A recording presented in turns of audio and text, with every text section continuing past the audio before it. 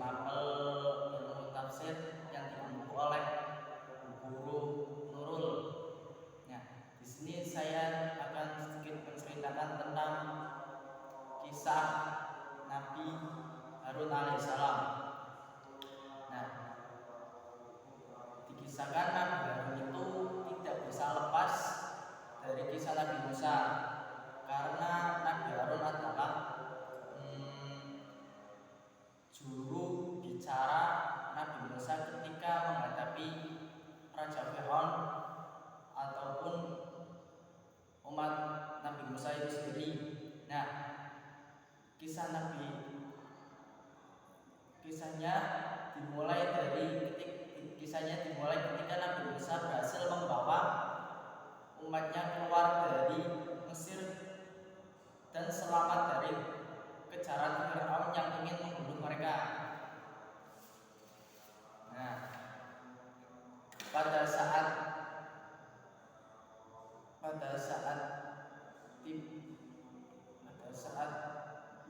bagi Nabi Musa untuk menerima wahyu Allah. Nah, ia memerintahkan Nabi Harun agar menjaga umatnya dan serta jangan sampai mereka kufur. Nah, lalu Nabi Musa naik ke Gunung Tursina untuk berkhalwat atau berpuasa selama 40 hari. Seperti yang dikatakan, seperti firman-Nya Allah Subhanahu wa taala dalam surat Al-Baqarah ayat 51 yang berbunyi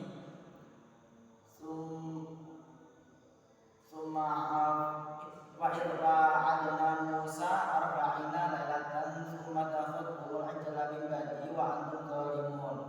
Dan artinya, dan ingatlah ketika kami menjanjikan kepada Musa 40 malam, kemudian kami Bani Israel menjadikan patung anak sapi sebagai sesembahan setelah kepergiannya, dan kamu menjadi orang yang zalim. Nah, lanjut, setelah di atas gunung Tursina, Nabi Musa memohon kepada Allah Subhanahu wa taala, ya Tuhan, dapatkah aku melihat Engkau? Nah, kemudian Allah berfirman, engkau tidak akan sanggup melihatku, tetapi cobalah lihat bukit itu yang sebelah situ.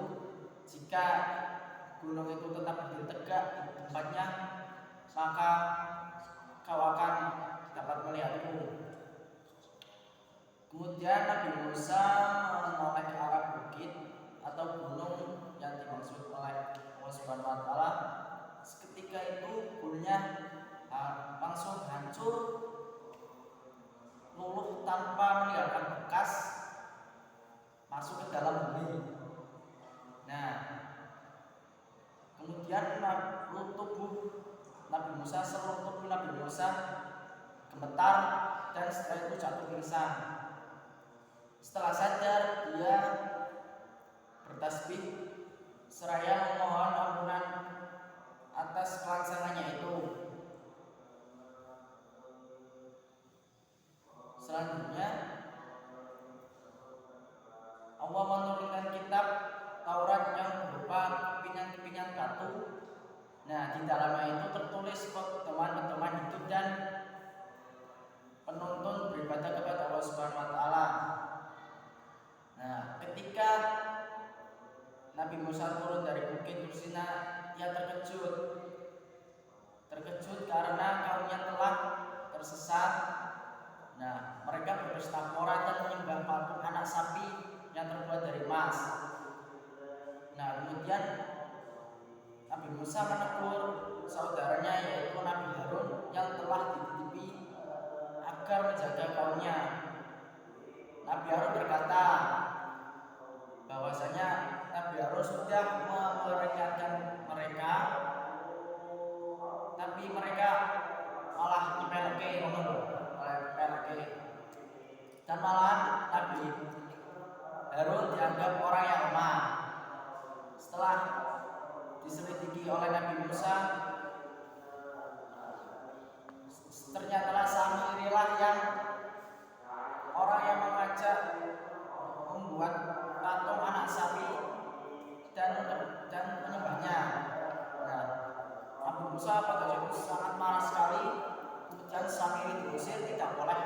tidak boleh bergaul dengan masyarakat.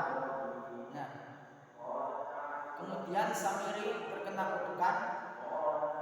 Kutukannya adalah jika dia disentuh atau menyentuh manusia, maka badannya akan menjadi lemas dan demam, panas, demam. Nah, itulah merupakan siksa di dunia. Nah, kemudian Nabi Musa memerintahkan kaumnya yang tersesat itu agar supaya tidak menyembah patung anak sapi emas lagi dan harus segera bertaubat kepada Allah Subhanahu wa taala dengan sebenar-benarnya taubat. Nah, 70 orang diantaranya kemudian diajak ke Bukit Tursina untuk memohon ampunan atas kaum-kaumnya yang berbuat dosa kepada Allah Subhanahu wa taala. Nah, setibanya di atas bukit, kemudian datanglah awan tebal yang meliputi seluruh bukit. Nabi dan kaumnya masuk ke dalam awan itu, mereka segera bersujud.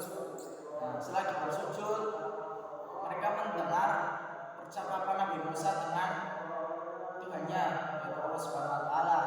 Nah, pas Nabi Musa percakapan karo Gusti Allah, timbullah unek-unek ning pikirane sing 70 orang mau kae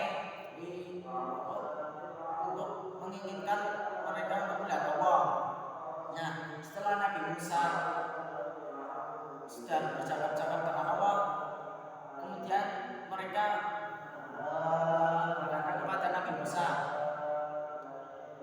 Dengan lansanya mereka berkata, kami tidak akan benar-benar beriman kecuali sebelum kami melihat Allah Subhanahu wa taala. Nah, sebagai jawaban pada surat Al-Baqarah ayat 55 sampai 56 yang berbunyi,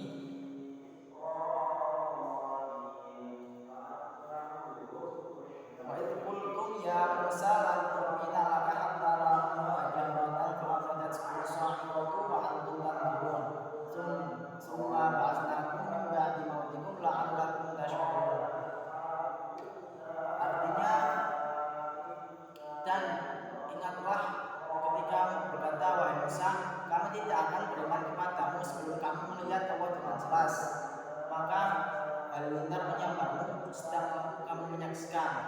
Kemudian kami membagikan kamu setelah kamu mati agar kamu bersyukur. Maksudnya adalah sebagai jawaban